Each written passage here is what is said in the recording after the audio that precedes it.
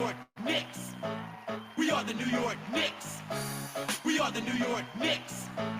We are the New York Knicks. Say go New York, go New York, go. Go New York, go New York, go. Say go New York, go New York, go. Go New York, go New York, go. What's up, YouTube? Welcome back to the Knicks Cave. And a Knick fan, your host here, and let's get right into it. But before we get into it, I want you to hit that like button. I definitely want you to subscribe, leave a comment. You want to know when the next video is going to drop, hit the notification bell. First thing before we start, I want to say my boy Quentin Grimes is back.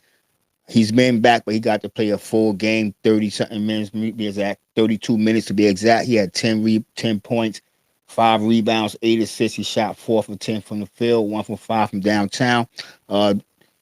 His three-point shooter could be better, but so could the whole team. We'll get into that. I just wanted to, Mitchell Robinson also returned to the starting lineup. He played, he didn't return to the starting lineup, but he returned. He played 17 minutes. He had 2 points. He had a couple of block shots. But this video is not about them two individuals. It's about 3 of our superstars and our super coach. Well, you could say our big 3 and whatever, and our super coach. First, we're going to start off with our super coach and how he's making excuses for having the wrong players on the floor at the wrong time and why he's not sitting certain players. And I'm going to break that down. But let's get right into Tom Thibodeau, our coach of the year. With RJ, I know you say you just wanted to keep shooting, but I mean, is there a point where it's like, are we going to try something different? It's only... Well, it's not just shooting. It's like, the thing offensively, the first thing you're trying to do is understanding the value of shots. So it's at the rim, it's your layups, it's downhill, it's free throws, it's cutting, it's the value shots that you're looking for. So there's a lot of ways you can score. There's not just one way to score. With RJ, I know you say you just wanted to keep shooting, but I mean, is there a point where it's like, are we going to try something?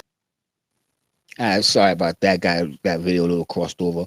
Go back to some video of my boy Quentin Grimes. Well, anyway, the reporters are asking him about RJ Barrett and what do he think he can do to help RJ Barrett get into his game or get out of his slump or whatever. And he started making excuses about it ain't how many shots or the shots we take. We all watching the game. We see RJ Barrett taking shots that he shouldn't be taking, driving on 4 or 5 players sometimes. Let's be honest. I'm exaggerating, but 2-3 players in the paint, he's making that drive. He's not finishing at the rim. He's making bad decisions, shooting terrible from downtown. RJ Barrett had what tonight? Barrett had 12 points. He shot 3 from 11. I mean, he's one of our big 3s. I know a lot of us are used to RJ Barrett starting off slow and then later on down the line having a great, game, just a bounce back and doing what we do. But it'd be too late by then. The Knicks be either out of the playoff, out of contention, whatever it may be. It'd be too late for RJ Barrett to start this slow start. He was a rookie. He's not a rookie no more. He's on put it like this, he's on a superstar deal. He got over $100-something million. That's got to stop. The coach got to stop making excuses for the players. But one thing the coach got to do, the coach got to put the players in better positions. They got to run. It's too many isolation plays. There's not enough cutting, back doors, no setting up. It's just give RJ the ball and do what you want, RJ. Do what you want. Now let's go to Julius Randle real quick and hear what this man have to say about the game. Coach cited the rebounding as a big factor in this game. What happened on the boards? I'm not really looking at the tape. I don't have a lot of tips. He spread out too, so a lot of them crashing the glass and stuff like that. So I think this is the first game of the season that you didn't have double-digit scoring. What was out of sync for you offensively? I don't know if anything's out of sync. It's just the way the game was going. Julius, how much does the last time you guys met OKC kind of factor into tomorrow's game and how you approach it? It's another game. We're going to handle our business. Sometimes with the rebounding, is it a timing issue? Sometimes. All right, well, I hope so. Here's some video of my man Jalen Brunson. I put some video up because it's gonna go with what I'm talking about when I get to JB. Um, J- Randle barely answered the questions. And it wasn't no accountability. It was distraction, sidetrack. He didn't answer the questions because you didn't score double digits. What you gonna mean? The game got the way the game flowed. Nah, dude. You gotta go down in the paint. You gotta start posting up. Stop settling for 3-point shots. The Knicks shot 28% from downtown, going 7 for 25. You know what I'm saying? Julius Randle, how many attempts did he make from downtown?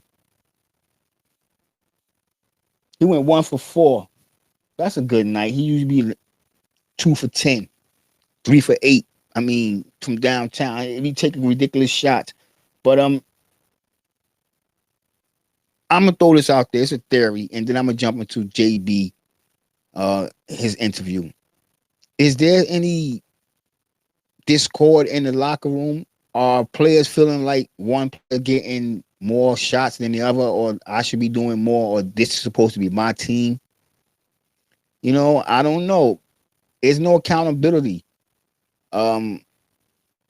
We, saying Obi Toppin had a terrible night. Terrible. He ain't score a point. So I know a lot of y'all want to keep calling for Obi Toppin, but as I say, he's not ready yet. But maybe if he get the minutes to be on the court and get into the game, you know what I'm saying? Because I don't understand, the starters will be having a bad game and you were playing for a whole quarter and a half before you think about making any type of substitutions. That's on Tibbs. That's on Tibbs. Let's hit Jalen Brunson interview up real quick and hear what he have to say. I'm gonna break him down. I feel like in the fourth quarter, I think you scored 10 straight points. This team scored 10 straight points. Did you think you had a chance to maybe get it under 10 and maybe steal it? Yeah, I mean, there's always a chance. There's always an opportunity. And, you got to think that way. And if you don't, then you're not supposed to be here.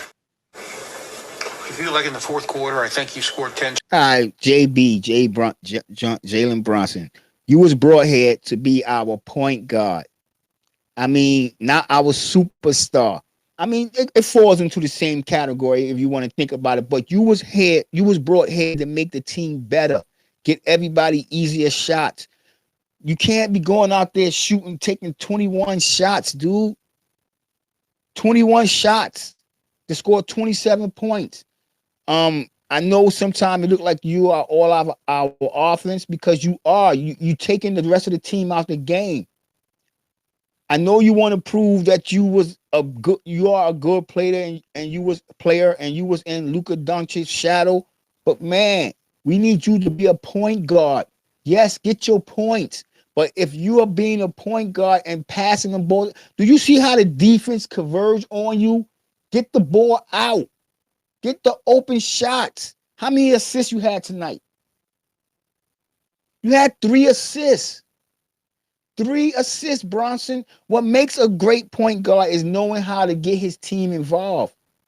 And when I say no accountability, Tibbs not talking about that. And then, in my opinion, I think that falls back to their relationship of knowing each other since he was a child. But right now, it's not working. It was great in the beginning, and I know the season is still early. That's why there's time to fix this right now. But Tibbs, you have to hold the players accountable. I know he's your godson or whatever he may be. I know that. I know who his godfather is. But I know all 3 of y'all men known each other for years now. Y'all go out on family outings. Y'all do all that. But this is the New York Knicks. This ain't no time for no nepotism. This ain't no time for that. This is straight basketball. Tibbs, you got to tell Jalen Brunson he has to get the team involved. When you get in the paint and 3 players converge on you, you got at least 2 open shooters. I mean, he makes the shot, but he took 21. He missed more than he make.